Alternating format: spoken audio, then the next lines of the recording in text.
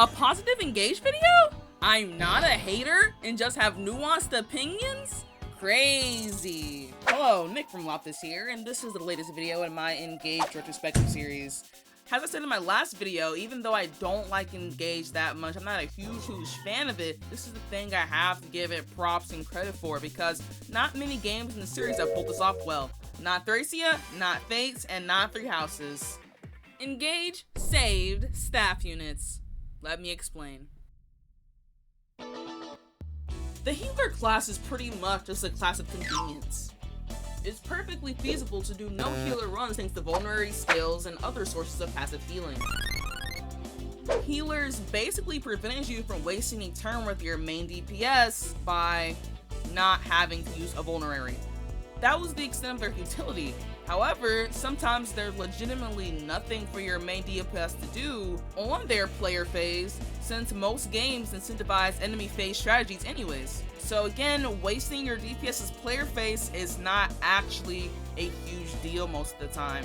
Many of your base staff units become somewhat obsolete when almost every class gets access to stats as secondary weapon. Additionally, enemies might just not hit hard enough to justify topping off at the beginning of every turn, so your healer will just be collecting dust a lot of the time. I think this has been a consistent problem in FB, the healer class being overshadowed by other game mechanics for most of the series, except for in 2 games. Echoes and Engage. However, since Echo's a remake of Gaiden, can we really say it did anything new, brought anything new to the table? Well, that's kind of a toughie, so let's focus for Engage for the purposes of this video.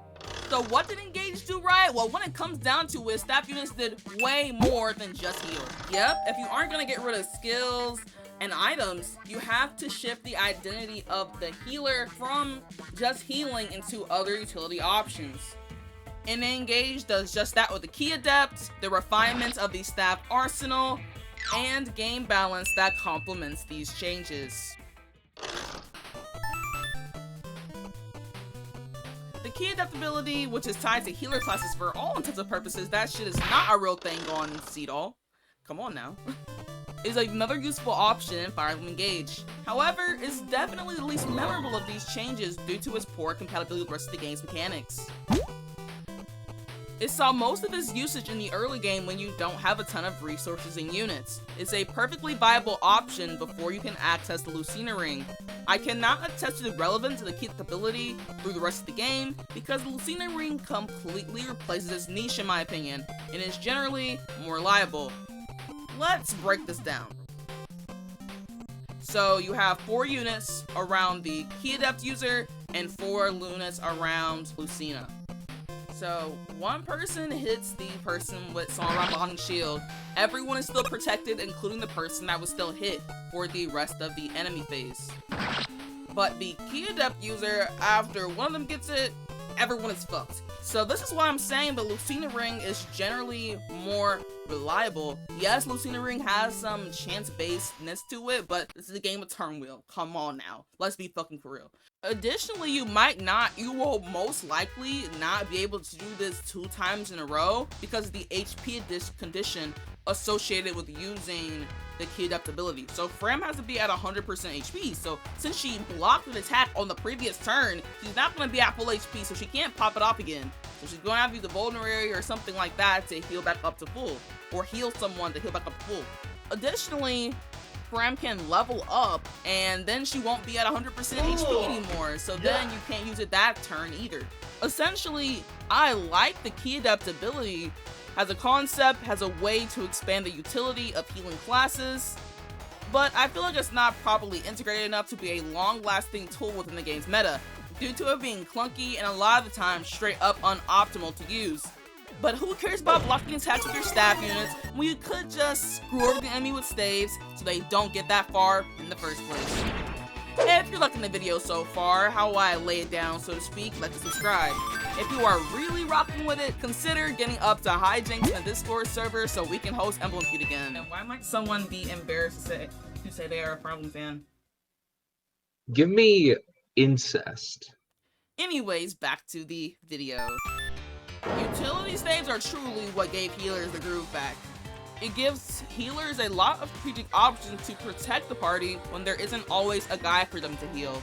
Engage introduces and revitalizes a couple of staffs, such as immobility staves, more defensive staves like freeze and obstruct, or positional staves like your warp and entrap staves that completely change how the game is played. Obstruct and freeze are total game changers. I love spamming these for a variety of applications that allow you to mitigate risk on enemy phase. I think giving players more options like this allows for quick and on-the-fly thinking that complements what Fire Emblem gameplay is at its core. Fire Emblem to me is that anything can happen. You can plan and plan, but you can still miss that 90 or still get hit by that 30. And what do you do when plans don't work out? How do you get yourself out of this unpredicted situation? That's why I think these tools that allow you to make quick changes to your environment are very useful to this core of the series. I'm gonna be quite honest, I was playing like straight ass here, so I'm glad you can just lay down a few obstructs to box in some enemies or to at least hold them back from moving forward a little bit to give you more time to deal with all the enemies at your own speed. That's super duper useful. And here in chapter 12, you have this Levin Swordmaster who will just decimate all the villagers if you let him. So I was like, I'm gonna lock you down for an extra turn so I can get to you a little bit faster. And we'll have this moment, which I think is like pretty unique in chapter 14, where I use Obstruct to block Alchris from the Wyvern's line of sight so that I don't have to deal with him. You can also use the ice obstacles to make makeshift decoys so that enemies waste their action, again lowering risk and protecting your units. Those were the defensive staves. Let's get a little bit into the more player phase staves that change the flow of gameplay and Fire Emblem Engage. Let's take a look at the positional staves. Let's use chapter 21 as an example of how staves, and in particular positional staves, can help you dismantle strong enemy formations. On chapter 21, you cannot bait out the Armorize around Vale, so it's hard to reach her before you can aggro her. Positioning can also be rather difficult with this entrap user, so you have to aggro Vale, tank a low star rush in order to actually access her, or so they'd have you believe. I use an entrap staff in order to get one of the Armorize from around Vale so that I could actually have access to her, and I can warp 4 of my guys in using the +1 range from the meeeee emblem. This is definitely one of my more memorable moments in the game because I had to stop and think about how to not get absolutely rocked here. And usually staff units are very integral to how you deal with these intricate enemy formations. No other unit type can really put down these ice blocks or completely immobilize foes. For setups like this and enemy formations that appear in Engage occasionally makes you use your brain, which is something that sets Engage levels out apart from other more recent entries in the series. Engage offers healers both defensive and offensive utility in a myriad different ways that complement map design and tie back to the quick wit associated with Fire Emblem's identity. However, my favorite part of the game is not even how it helps your units. It's about how it benefits the enemy, bolstering the map design of this game. The broadening of the staff unit as the utility class positively affects map design since you also have to navigate and react to enemy staff users, adding more complexity to the map design. For example, the entrap user in chapter 21, which puts pressure on your positioning. Yes, I will keep going back to this, it's just that solid.